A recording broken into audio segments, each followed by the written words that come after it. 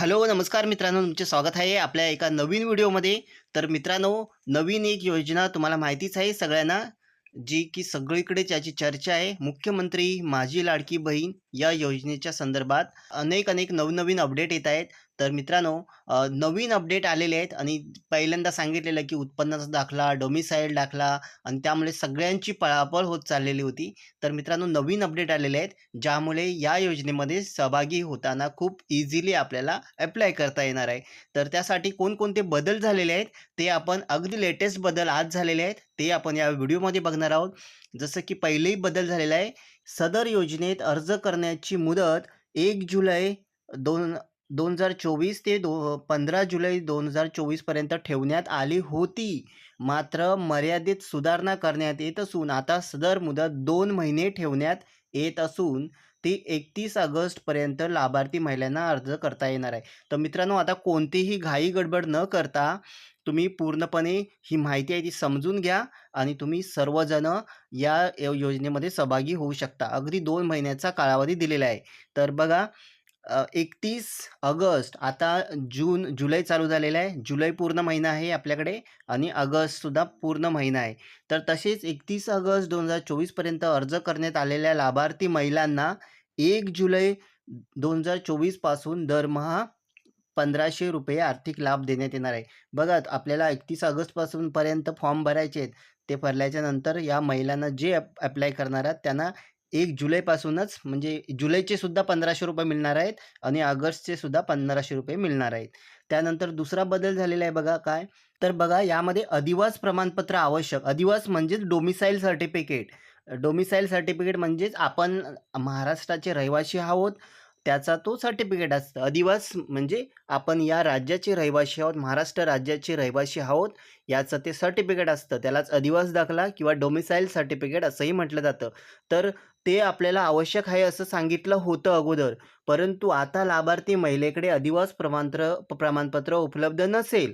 कारण हे काढणं थोडंसं पेपर वगैरे जमा करावे लागतात. त्यानंतरला ते काही दिवसांनी मिळणार. परंतु त्याऐवजी आता हा दाखला तुम्हाला काढायची गरज नाही. परंतु त्याऐवजी जर तुमच्याकडे 15 वर्षापूर्वीचे, बघा 15 वर्षापूर्वीचे तुमच्याकडे रेशन कार्ड असेल, तुमचं रेशन कार्ड जर 15 वर्षापूर्वीपासून काढलेलं असेल, बघा 15 वर्षे म्हणजे आता तुम्ही नवीन अपडेट करून घेतलेलं आहे, नवीन बुक मिळालं आहे तुम्हाला. तरी पण मात्र तुमचं रेशन कार्ड हे पूर्वीपासून चालू आहे, 15 पासून, तर ते चालणार आहे बघा रेशन कार्ड.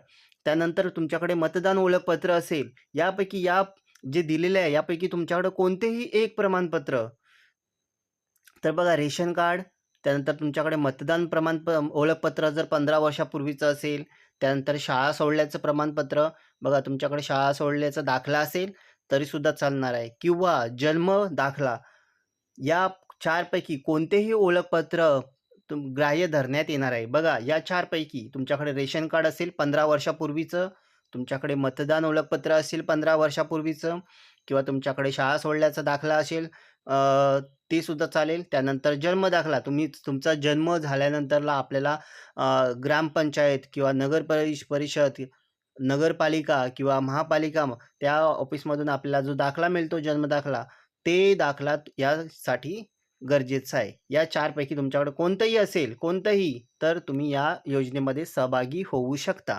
त्यानंतर मित्रांनो, एक पुढचा मोठा बदल झालेला आहे, की पूर्वी या योजनेत तुम्हाला सहभागी व्हायचं असेल तर 5 एकर, बघा इथे दिलं आहे, योजनेतून 5 एकर शेतीची अट वगळण्यात आलेली आहे. जर तुमच्याकडे 5 एकर शेती असेल तर तुम्ही या योजनेमध्ये सहभागी होऊ शकणार नव्हतात.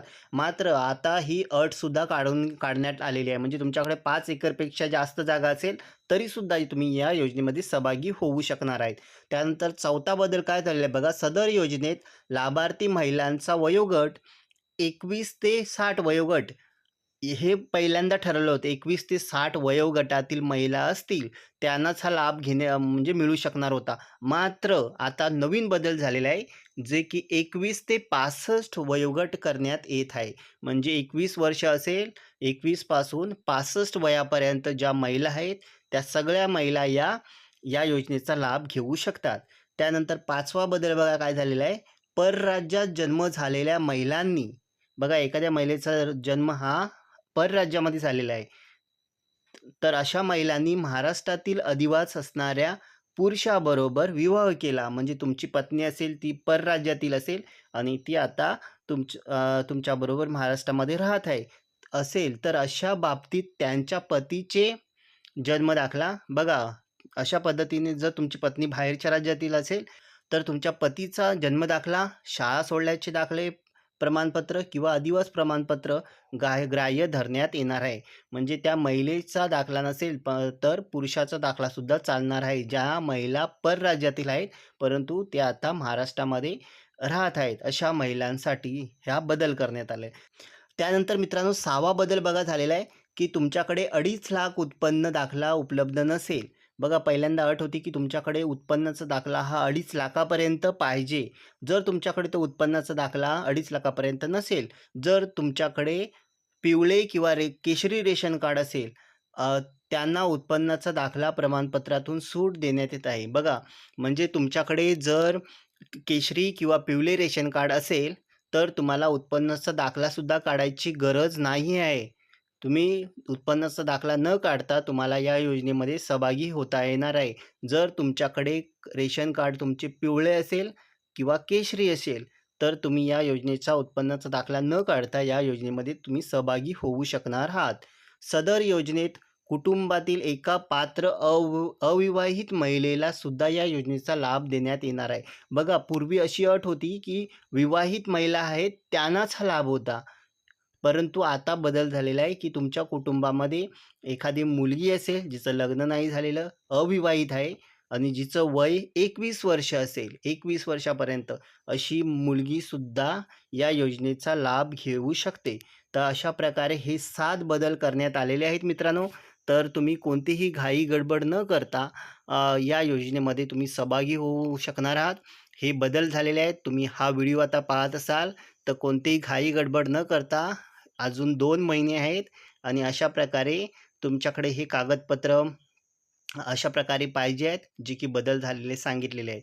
तर हे कागदपत्र बहुतेक जणांकडे असतातच, त्यामुळे तुम्ही इझिली या योजनेचा लाभ घेऊ शकणार आहात. तर हा व्हिडिओ तुम्ही आपल्या मित्रांना, आपल्या गावच्या ग्रुपमध्ये, तुमच्या फॅमिलीतील ग्रुपला नक्की शेअर करा. त्यामुळे त्यांनासुद्धा माहिती होईल, की कशाप्रकारे हे बदल झालेले आहेत. नाहीतर काय झालं आहे, की सगळेजण पळायला लागले आहेत, की आपल्याला दाखला, उत्पन्नाचा दाखला, डोमिसाईल दाखला हे सगळं काढायसाठी सगळेजण पळापळ करत आहेत. तर अशा प्रकारे तुमच्याकडे त्याऐवजी कोणते कागदपत्र पाहिजेत हे सांगितलेलं आहे या व्हिडिओमध्ये. त्यामुळे या योजनेचा तुम्हाला इझिली लाभ घेता येणार आहे. तर हे सगळे बदल आहेत ते आज झालेले आहेत. त्यामुळे सर्व अपडेट ही आपल्या चॅनलवरती ह्या देण्याचा प्रयत्न केलेला आहे. तर नक्की तुम्ही हा व्हिडिओ आपल्या सर्व मित्रांना, गावच्या ग्रुपला, तुमच्या फॅमिली ग्रुपला नक्की शेअर करा. त्यामुळे त्या सगळ्यांना माहिती मिळणार आहे. चला तर या व्हिडिओमध्ये एवढंच. पुन्हा भेटू पुढील व्हिडिओमध्ये.